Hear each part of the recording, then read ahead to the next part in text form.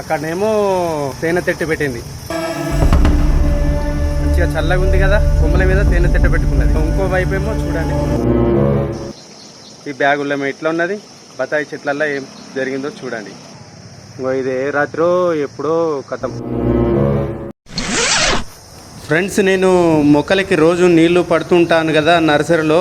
ఈరోజు నాకు జరిగిన సంఘటన ఇక్కడ ఒక కనిపిస్తుంది కదా, కుబుసం పాము కుబుసం విడిచిందన్నమాట. దీన్ని చూసి భయపడకండి, చిన్నపిల్లలు మాత్రం అస్సలే చూడొద్దు. ఈరోజు నాకు జరిగిన ఈ పాము విడిచిన కుబుసమును ఒకటి, నెక్స్ట్ మళ్ళీ సపోటా చెట్లల్లో తేనె తెట్టు పెట్టింది, వాటిని చూపిస్తున్నాను. మనము చేసుకునే పనులలో జాగ్రత్తగా ఉండాలి కదా ఫ్రెండ్స్, అందుకని ఈ వీడియో చేసి చూపిస్తున్నాను. ఈ పెద్ద బ్యాగుల్లో సపోటా మొక్కలు ఉన్నవి. దీంట్లో చూడండి, ఇక్కడ ఉంది. ప్రయత్నిస్తున్నాను కనిపించడానికి మీకు. అందులో లోపల ఉన్నాయి చూడండి. వీటిని కదిలిస్తే కుడతాయి కదా ఫ్రెండ్స్. ఇక వాటిని కదిలించులేదే ఏం లేదు, మెల్లగా దూరం నుంచి నీళ్లు పట్టడమే మొక్కలకి.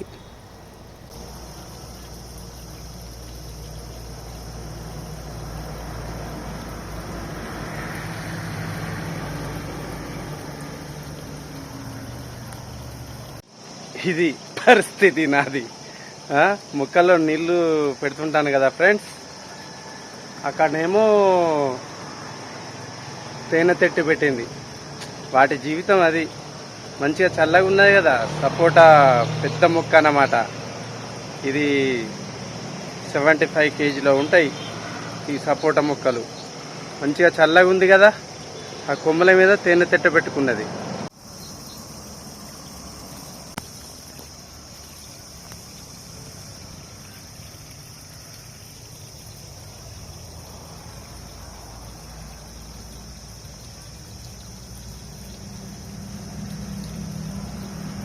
ఇక వీటికి వచ్చిన పండ్లు కూడా ఇప్పుడిప్పుడే తినలేము. సరే చూద్దాం ఎన్ని రోజులు ఉంటుంది అది. ఇంకా ఇంకో వైపు ఏమో చూడండి, ఈ బ్యాగుల్లో ఎట్లా ఉన్నది, బత్తాయి చెట్లల్లో ఏం జరిగిందో చూడండి. ఈ గడ్డి అంతా తీపియాలి, లేబర్ దొరకట్లేదు. మనమే జాగ్రత్తగా దూరం నుంచి పంపుతో మోటార్తో నీళ్లు కొట్టాలి. ఏమైనా పురుగు కూస్తుంటే వెళ్ళిపోతాయి. అప్పుడు నెమ్మదిగా చూసుకొని వచ్చి ఈ ప్యాకెట్లకు నీళ్లు పట్టడం మొక్కలకి.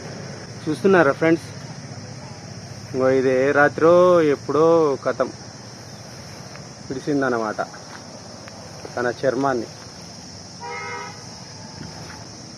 నిజంగా ఇక్కడ పాము ఉన్నదనుకున్నా నేను.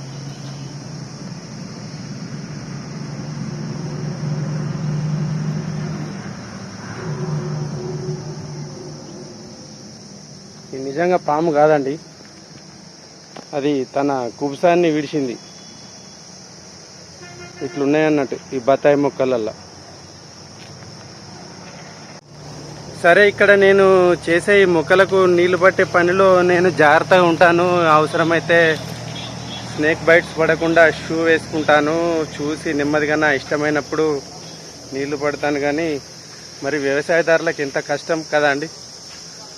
వాళ్ళు రాత్రనక పగలనక వ్యవసాయం చేయడానికి వెళ్తూ ఉంటారు పొలాల దగ్గరికి.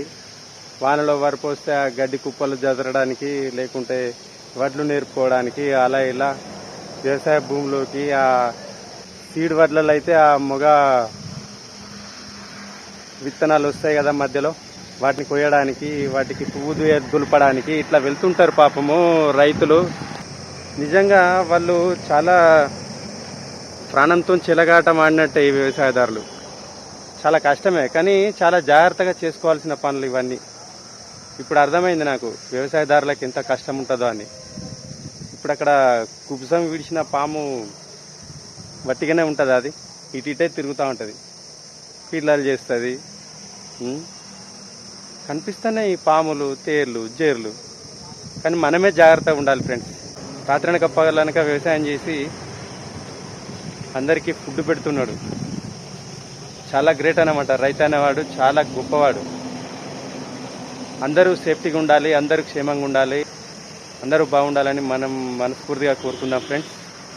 ఇంకొక విషయం ఏంటంటే గడ్డి మందు వాడొద్దు కొట్టొద్దు అంటున్నారు, కానీ మరి ఆ గడ్డి మందు ఎలాంటి గడ్డి మందు ఏం ప్రాబ్లం అవుతుందో తెలియదు. కానీ ఉత్త పని అయితే వ్యవసాయదారులకు క్షేమంగా ఉండేటందుకు వ్యవసాయ శాస్త్రజ్ఞులు చొరవ తీసుకొని వాళ్ళకి ఎలాంటి ప్రాబ్లమ్స్ రాకుండా కొత్తగా ప్లాన్స్ ఇవ్వాలని, ఏదేమైనా వ్యవసాయం చేసుకున్న రైతులు చాలా జాగ్రత్తగా ఉండాలని, చెట్లలో తిరిగే వాళ్ళు చాలా జాగ్రత్తగా ఉండాలని మనస్ఫూర్తిగా కోరుకుందాము.